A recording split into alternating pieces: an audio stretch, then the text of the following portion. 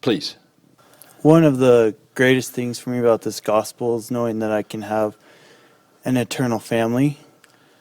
And a question that I have is, how do we, if we have a family member or someone that we consider family that has left the gospel or just ventured a different way, how do we go about being a good example to them or caring for them or showing compassion for them without trying to offend them, if that makes sense? No, it does makes a lot of sense.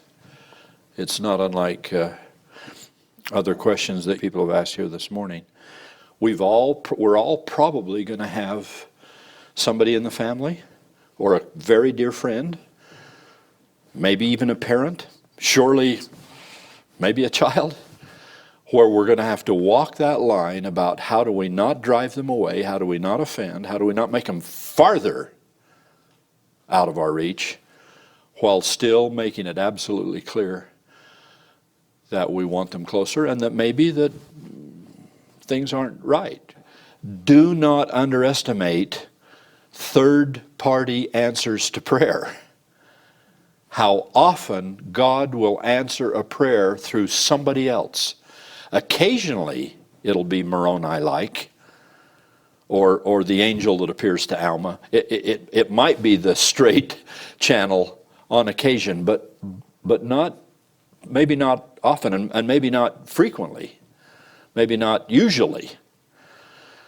I think this prayerful thing, your idea of praying about how can I help, this brother's friend or child or neighbor or parent or whoever it is he's worried about, he may almost be in a situation where he's not going to be the one who's able to, beyond loving them and setting the example, but you're going to get the answer. The next door neighbor, you're the one that's going to say something, or you're the one who's going to come through with the service.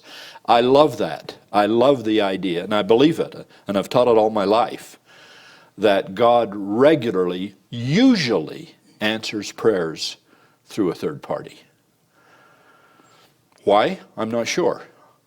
Why it isn't just I'm asking, so I'm getting. But a lot of time it's I'm asking, and she got it for me. I really, really believe in that principle. So we all, this community thing, the wider circle of this couple with their own children, we're as concerned around the circle as they are about how those boys do and how your children do.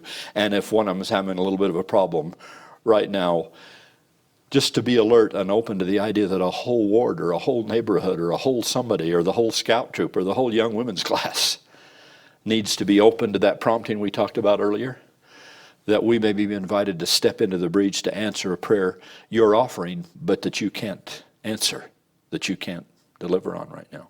The ultimate image, the abiding image, and we see it in the Christus, and we read it in every verse of Scripture I know, is God with his open arms.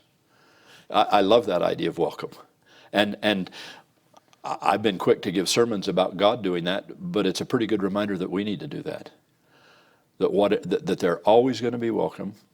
We're going to thread this very delicate line of separating the sin from the sinner. Boy, that is no small talent.